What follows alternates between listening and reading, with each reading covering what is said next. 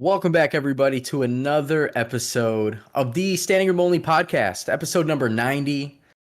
We are inching closer to that century mark. Week 1 of the NFL is in the books. Many surprises. We also had a combined no-hitter in the MLB. We're going to talk about our thoughts. Healy, you were at the Cubs game this past week. But before we get into that, make sure you guys are following us on social media, SR Only Pod. We are on Twitter. We are on Instagram. Find us on Spotify. You can find us on Apple Podcasts and YouTube as well, Standing Room Only. You can find myself, I'm iGoose with 4 O's, and we have Healy as well. Follow me at the Healy6 on Twitter and Instagram. So welcome in another episode. I figured, Healy, we had a big weekend. As a Cubs fan, let's get the baseball out of the way. So you reminded me that you were at the game. Was it Friday or Saturday for the Cubs? I went to Friday's game, the first game of the San Francisco Giants versus the Chicago Cubs. Kris Bryant's return to Chicago. And man, it was an emotional day. I had some pretty sick tickets. I wore a shirt that said "I miss Kris." Got a lot of compliments on it. Everyone looked at me as I was walking by everywhere because, like, what a great shirt that was. Yeah. That was one. What was the brand, the company for that shirt? Obvious Shirts. Obvious Shirts. Yes. They make awesome shirts. Actually, they're plain and simple and straight to the point. It was funny. Not an ad, but great shirts. Yeah, not an ad, exactly. So watching, obviously, I know a lot of Cubs fans, baseball fans in general. I'm not a Cubs fan. I mean, I respect the Cubs. I have nothing. I'm not one of those Sox fans. Yeah. Watching your Snapchat, you had really good seats. You were right behind their dugout, and you could see him wiping his tears. He's getting upset, puts his head down. And in that moment, I was like, wow, this is surreal. As a Sox fan, I'm almost getting choked up at the fact that Kris Bryant in this return was so heartwarming. Is that the term I want to use here? I don't know. But then after I saw your post, then a little bit later on, Barstool and all these other, pretty much every other sports media outlet showed the front view, because you were behind him, of him actually watching the screen and him crying and getting worked up. And it immediately brought me back to all the fun times that core squad had. And it gave me goosebumps. It was one of the craziest things I've seen. Not crazy, but yeah. As a Sox fan, I was a little choked up. I'm getting like goosebumps right now. So before the game, I got hit up by someone that we used to work with, Jeff, big Cubs fan. I went to go talk to him before the game started up. Chatted for a little bit, and then the national stuff was going to get started going. I'm like, I need to get to my seats. I need to get to my seats right now. I missed him warming up on the field, like running back and forth and doing his jogging on the field, which would have been sick to like get a shot of me wearing my shirt with him just in the background, or to him see my shirt because he was running in line where I was sitting. But that didn't work out. I ran back to my seats. National anthem happened. I stopped. As soon as it ended, I'm like running, getting through people. And they start playing the video board tributes. And I get to a point where I turn and look, and he's right there. And I just had the perfect angle where I was able to show the video tribute on the scoreboard. And as you mentioned, get Kris Bryant in the shot as well. I uploaded it to like TikTok. It has like 90,000 views. Yeah, I saw that. I uploaded it to Twitter too, and I also got a bunch of views as well. Yeah, so it was crazy. I was, no joke, as I was running around like home plate area, I was like holding back tears. Like, he is my favorite player.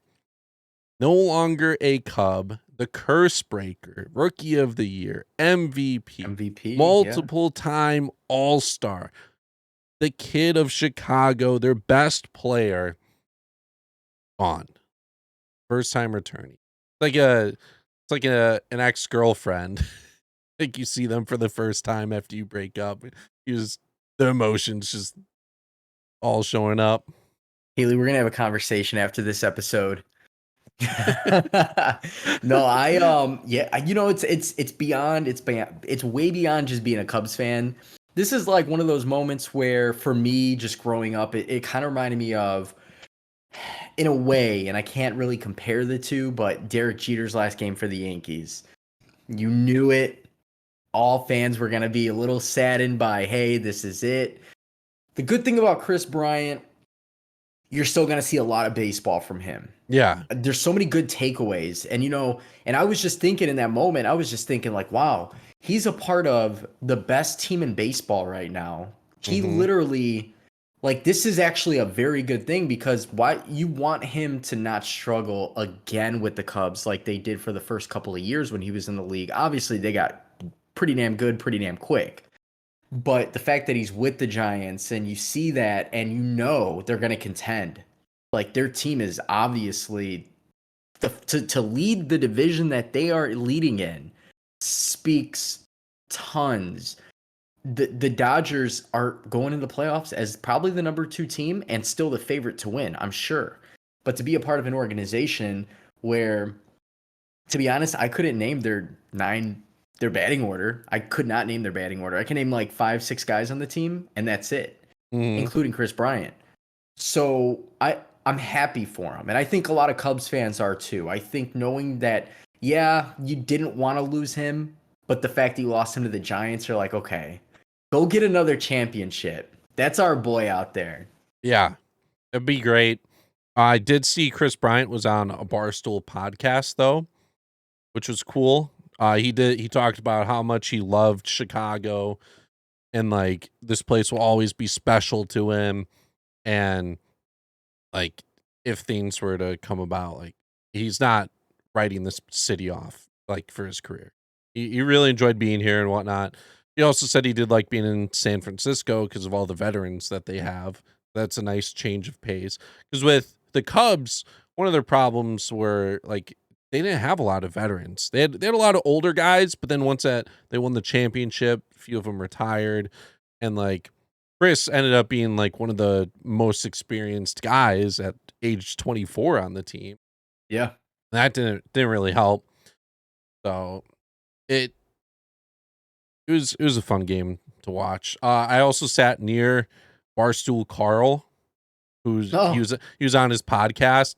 At one point, Kris is running towards the dugout after an inning, defensive inning, and he just gets up and starts yelling, "Kris Bryant, you suck! You are terrible!" Like they're friends, so he's like yelling at them. Two security guys start running down the stairs. They're like, "Oh no, the guy's heckling Kris Bryant." And then Kris is like looking at him, like smiling, and they're chatting, and That's hilarious. he's Did like, he "No, sit right no," behind the like dugout? he's like, yeah, he's like, "No, I'm kidding. Like, I'm not actually talking crap to him." That's hilarious. There's like, yeah, the security guards kept like running down the stairs because they didn't want anyone to mess with Kris for that first game. Cubs ended up getting stomped. It was like a tie game at one point, and Brandon Belt hit a home run. Evan Longoria hit a home run. It just wasn't good in the end.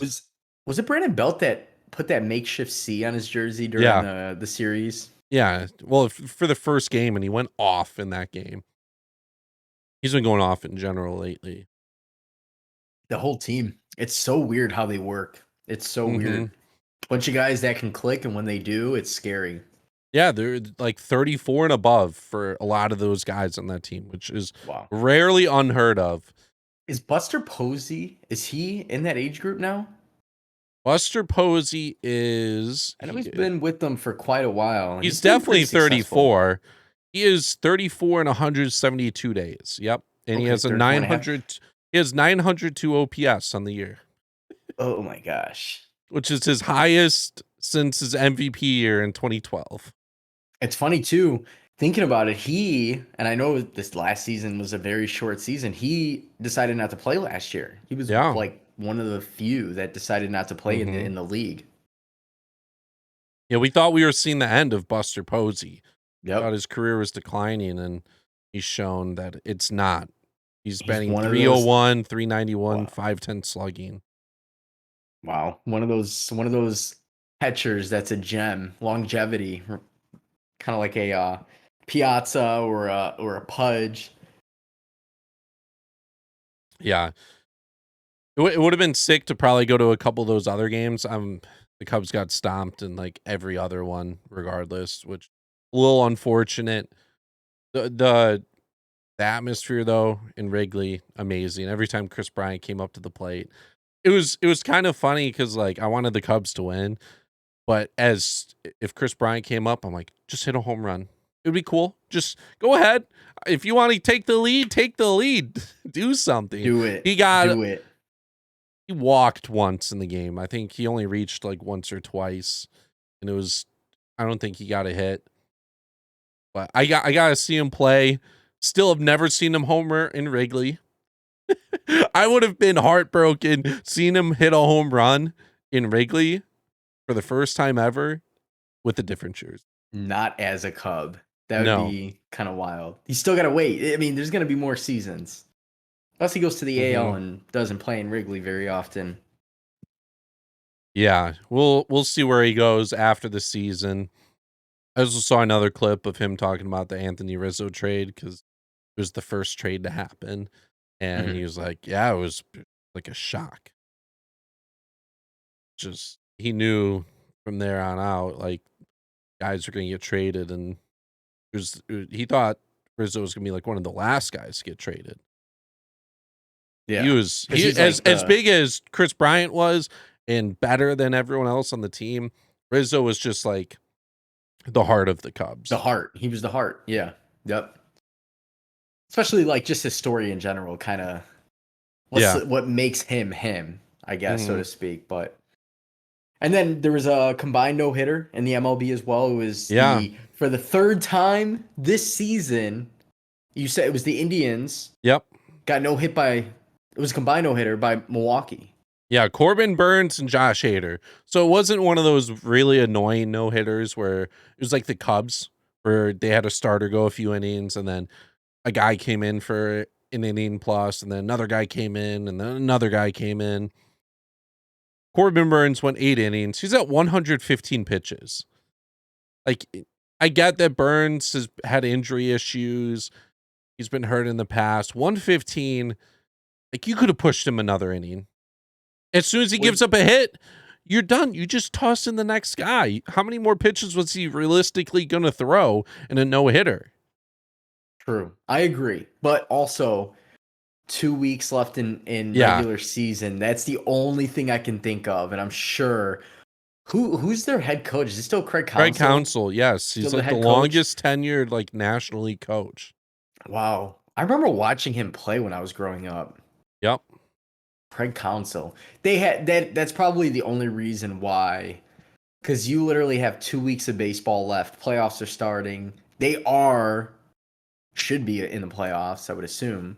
Oh, no doubt. They're just way higher than everyone else in the standings. Yeah. Right now, they are currently 13 games up.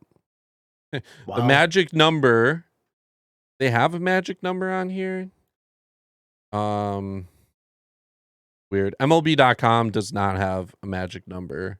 I think they're up 13. It's got. I think it's 5. I think the magic number is 5 at the moment. Okay. I was gonna say 5 or less, because the White Sox are down to like 7, and they're only up like 10 games. So they're up 12.5. They're up 12.5 now. Yeah. Wow, they've been hot, dude. Lewis Robert has been. The return of Lewis Robert gives me hope. And trust me, I am sold on this White Sox team as much as the next Sox fan, but I still think the AL is very, very strong. The Astros, Tampa, any of the wild card teams coming out of the East, Toronto or Boston, maybe the Yankees slide up. They've literally are there and then they fall. They're there and then they fall. I think there's a game or 2 or 3 out of the wild card spot. And then probably the AL East is who I'm worried about the most. AL West, yeah, they're pretty good. Astros, pretty good. Actually, the Astros are pretty damn good. Besides that, I don't know. But compared to the NL, I do believe the AL is going to pull away with the World Series, regardless of who it is. But again, I do have confidence that the Sox offensively are going to give teams at least a better run with Luis Robert back in the lineup, with Eloy back in the lineup. And Tim Anderson's back over a 310 average for a while. He had like a slump for like almost a whole month where he dropped to like a 285 or a 290, which is still good, but not Tim Anderson good. No, So now that, especially with how he walks and whatnot, you need his average to be great to make up for. Yep. Exactly. I'm just saying, imagine how packed these stadiums would be with the White Sox Brewers World Series. You know, the White Sox fans would travel up to Milwaukee and the Brewers fans would travel to Chicago. Absolutely. Because you're talking hour and a half. Game time, expect 2 to 2.5 hour of travel time, just how it is.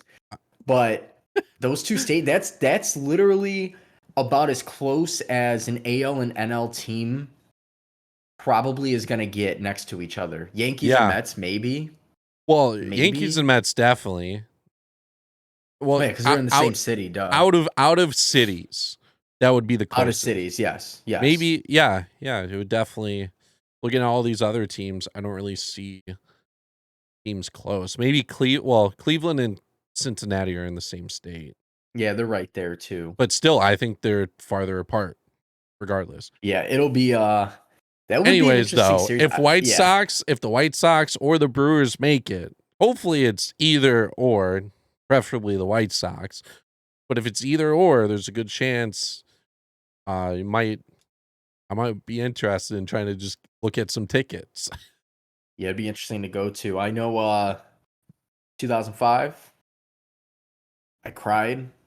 My dad told me he was on hold waiting for White Sox World Series tickets. Call dropped. He called back, was on hold again for another hour. Thought he was coming home with good news. He came home with bad news. I cried. And watched Hannah Montana. It's a different time today, though, where you have apps that you can buy and sell tickets pretty easily. Exactly. Even though you might pay more than going through a reseller, but it'd be worth it. You know, it's all about the experience. It's like buying some people are like, why would you buy Super Bowl tickets? It's the experience. You do the whole all day experience, tailgate, everything. So yeah, I'm gonna say the let's just count our chickens before they hatch. Let's look forward to a World Series game in the South Side. Yeah. So pretty much it for the baseball talk today. We had week 1 happen in the NFL. Let's talk about the fun stuff. Let's talk about the NFL and how the NFC North Division just literally crapped the bed. And the team that crapped the bed the most. Yeah, I'm targeting the elephant in the room right now. Aaron Rodgers. The whole team, not just Aaron Rodgers, the whole team. The Green Bay Packers put up 3 points against a Saints defense that I'm pretty sure they put up 20 to 30 plus last year with ease. No Drew Brees. He retired. Remember the guy that used to sling it for 5,200 yards every single season? He retired. Famous Jameis. The man who's got in trouble for stealing crab legs. The man who threw 33 interceptions to match his touchdowns a couple years ago. 32 perhaps. Made the Packers look horrible. Jair, Adrian Amos, don't know what he was doing on one of the touchdowns to the tight end. The run defense was okay. The run defense never was horrible for Green Bay. They had bad games, but it wasn't horrible. The fact that Famous Jameis threw 5 touchdowns at one point and had, I think, maybe 200 yards was a joke. The Packers offense, though, I think was the most surprising I've seen, not just in this week, probably in the last 2 seasons. If you had to take a team and you had to predict and bet a lock, you would think, and I thought it was a lock that they were going to win. But 3 points, I thought at Mhm. least they were going to come back in the second half. I thought, okay, Rodgers getting slapped around. He's overthrowing safeties. He's not even overthrowing receivers. He's overthrowing safeties. It's his preseason game. And that's the thing. He missed camp. He showed up late. He's pulling. He wants the red carpet rolled out for him. He's a celebrity. He's a diva. You know, a couple of people asked, like, do you think he did it on purpose? No. This is his last year. He's going to ball out. To solidify the extra dollars, granted, he's going to, no matter what he does this year, he's going to sign a fat contract next year. No matter what it is, no matter what he does. There's no way he did it on purpose. We're going to shut that down. The takeaways, in the minimal amount of rushing attempts they had because they were down, A.J. Dillon had a couple good runs. Didn't put up many yards. I think he only had like 5 handoffs. But he bounced off a couple of defenders, which was nice. Detroit, Monday night. This is the game. Detroit played a good game against San Francisco in the second half. Overall, didn't really play that well, and their defense was horrible. I think after getting smacked around, Green Bay comes around. They're like, okay, it's division rival. We've seen this defense before. We see them 2 games every season. Let's kick it up a notch. Let's get Devontae Adams involved. Let's not overthrow MVS down the field. Let's get Randall Cobb involved. We didn't see him really at all. I just wanted to get that one off my chest. As a Packer fan, it was odd that the Bears were actually in first place for about 3 hours. Yeah, for a couple hours. That 0-0 record. Thank you, NFL schedule, for making them the Sunday night game before they got absolutely torched by Matthew Stafford. It's kind of funny because Matthew Stafford, you look at his stat line, and I think Sports Center, ESPN, they kind of post and glorify weird things. They were like, oh, look at the stat line. Stafford's back. Or Stafford did this. And it's like, you guys never praised him. They never praised him in Detroit, but he would put up those numbers in Detroit. It's kind of funny to see. Yeah. The Bears media didn't, in the first half, though, they looked okay. The question is, I know it was week 1. How long can you allow Dalton to, I wouldn't even say he underperformed, but there was a couple plays where you were like, Justin Fields came in and scored a touchdown. Ran one in. Dalton had, I think it was Cole Kmet underneath, was wide open on a play, ended up throwing into coverage. He had a couple of bad plays. It wasn't horrible, but he had a couple of bad plays. Mm-hmm. Yeah, I've already seen the Bears say not until at least like week 4 is over. So week 5 would be like the first week that we'd see Justin. I hate that they're putting a time frame on it. Yeah. But you can't put a time frame on it. What if Dalton goes out and he throws 2? What if he goes week 2 and week 3 with bad reads? Yeah, he might throw 2 touchdowns, but he's throwing 2 interceptions a game. And I'm talking like bad passes. Or he throws 2 and it should have been 4. And guys are dropping interceptions. You know, like that stuff happens. Granted, Dalton isn't that bad of a quarterback. I think he's one of the better backup type guys. Yeah, exactly. In the league. Putting a time frame on something is putting a resistance on something. I don't think they should do that because that's only going to put a resistance on Dalton as well as a quarterback. Mm-hmm. It was kind of odd how they did bring in Fields though for a few plays, like a few designed plays. One of them was a rushing touchdown, but he went 2 of 2. They actually threw the ball. Yeah. That's Trey Lance did that with the 49ers. He came in for a couple of plays. A lot of rookies got touchdowns this week. The only one who like didn't was like Kyle Pitts, but all the rookie wide receivers scored. And then Fields, Lance, Lawrence, Zach Wilson. They all had touchdowns as well. I wanted to bring up since I've been thinking about it for a couple days now. Is the Bears defense overrated this year? Because all the time, especially the past few years, it's like the Bears have a great defense. The Bears have a great team. They have a great defense. Like, they got 34 points dropped on them. Are they going to be overrated this year? It could be a hot take. This is a big hot take, so don't take this very seriously. If you're listening at home, this is just they got 34 points dropped on them. I want to know, is this an overreaction in week 1? I think it is definitely an overreaction. We have to remember one thing. In this day and age in the NFL, very good offenses have been notorious for trumping pretty damn good defenses, aka the Chiefs, Pat Mahomes. Besides the Super Bowl, which that obviously the Bucks played a very, very good football game. Can't forget the Rams were in the Super Bowl a couple of years ago, putting up almost record-breaking numbers. Like, they had multiple receivers with 1,000 yards. They had a Todd Gurley at the time that was doing great. They added Matt Stafford, who is a better game manager. He makes less mistakes. This is probably, as far as the Bears' schedule, I would say the toughest offense they're going to face, besides Cleveland, which they have week 3. That's going to be a very tough game. I think that's the toughest offense they're going to face until like the second half of the season. For this being a game 1, you played LA in LA in front of their home crowd.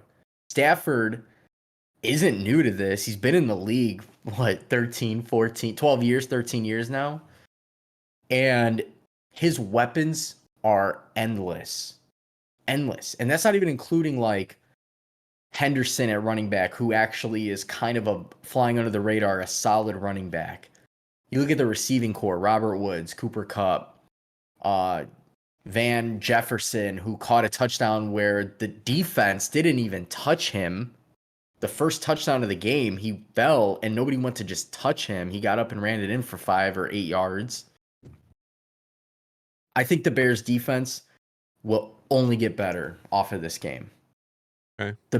I think the Bengals I actually like the Bengals offense as much as they're not a good team. I don't want to say they're bad. They're not great.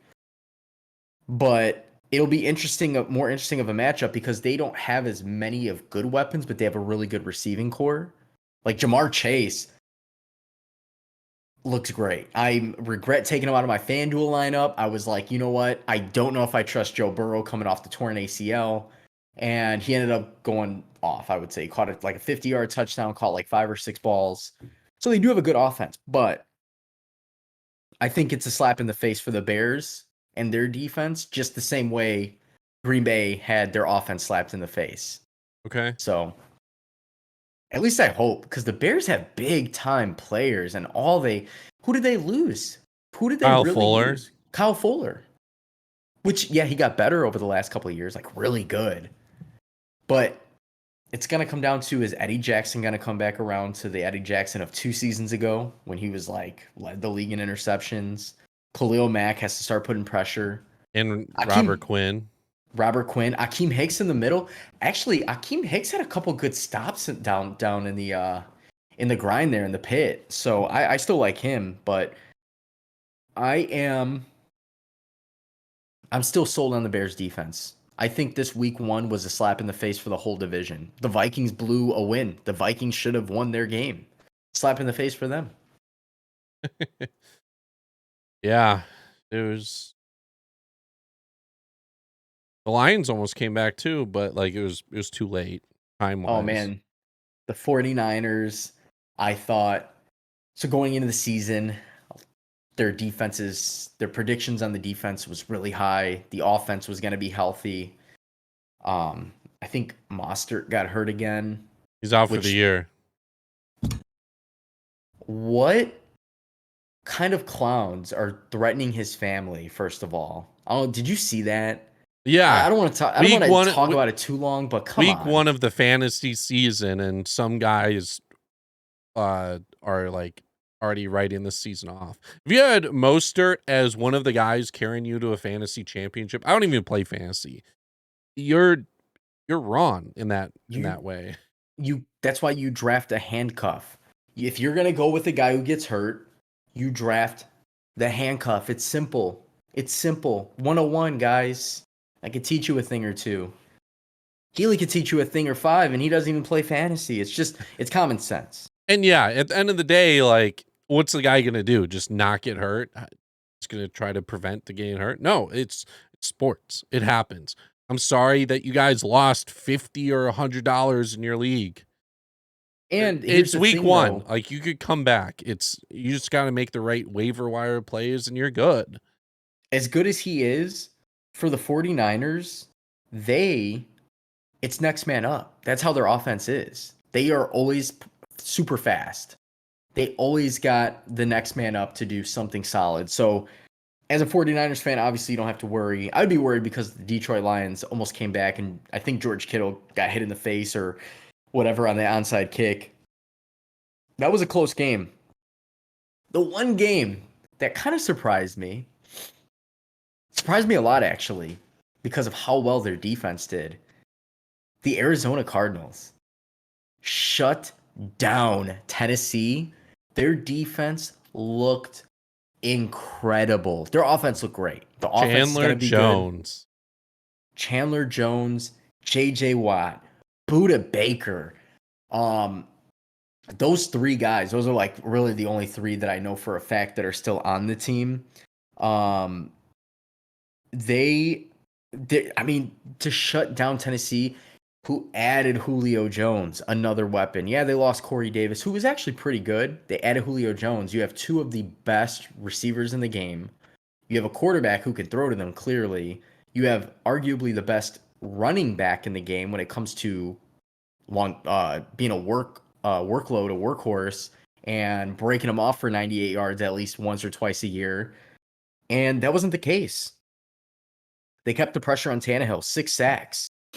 5 of them from Chandler Jones. 5 from Chandler Jones. Like, that's how much of an impact, like, J.J. Watt, I don't know if he got the other sack, but that's just what happens when you get a guy like J.J. Watt or another great pass rusher. Takes the pressure off some of these elite guys, and, they could do damage. Oh, yeah. Chandler Jones has been with the team since 2016. Obviously, he was with New England before, won a Super Bowl with them. John Jones' brother, as a fun fact. Jones' fact. brother. Very athletic family, if you were wondering. Chandler Jones is on pace to have like 50 sacks or something crazy. Will he get it? Probably not. That's just, maybe he will. Who knows? But you have him, J.J. Watt. Oh, they have Corey Peters, defensive tackle. Cannot forget about Corey Peters. He's been in the league.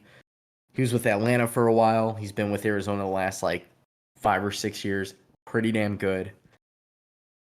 And they just kept the pressure applied. And every time they got the ball offensively, yeah, Kyler Murray did throw an interception. He got pressured too. Tennessee's defense is one of those defenses. They're going to give up the points. They're going to give up the yards, but they can also force turnovers. They get to the quarterback.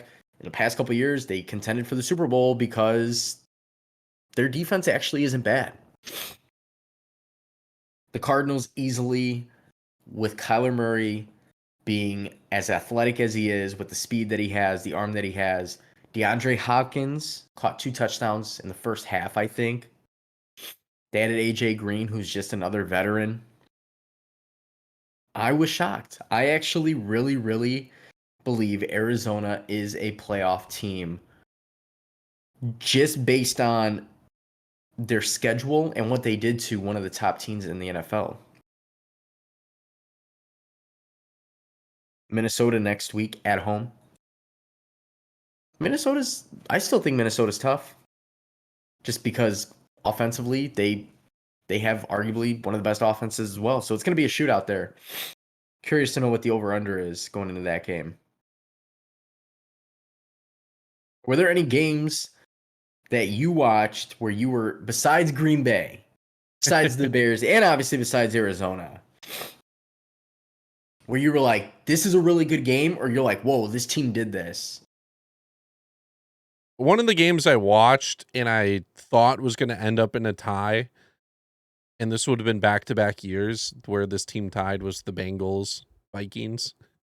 Yeah. I thought they were going to tie again. 10 minutes is too short in overtime, especially with the teams and how long they play. I was watching like Red Zone. I wasn't really like following any of the games close. The only game I did watch like closely was the Monday night game because it was the only game on. That was a good game, too. I was kind of I won my surprised. fantasy league because Lamar Jackson fumbled. Got negative points. I won by 2 points. It was great. Ooh. I was kind of surprised that the Steelers Bills only ended up 23-16. I would have thought the Bills would have like squeaked out that game, or they would have scored like 30-ish points minimum. Yeah. Yeah, I agree with you on that one. Both defenses are good, but I thought the offenses, well, I thought they were one of the teams where it doesn't matter because the offense still finds a way to put up points. Was not the case at all. And actually, the fact that the Steelers were able to pull that one off, because Steelers had been a team where, yeah, a couple seasons ago, they had a really bad year, and then they came back around, which I think Big Ben was out that year. They came back around, and last year had a good season. They added key pieces to the defense. You start week 1 beating the Bills, who is an AFC favorite next to the Chiefs. And then they're going to go into week 2. Week 2, they have the Raiders, who just came off, obviously, that huge win. They're giving the Steelers a 5.5 point spread. I would take that. I think the Steelers are going to force Derek Carr to make some bad decisions. I don't think that I think it's going to be another low scoring game for that defense.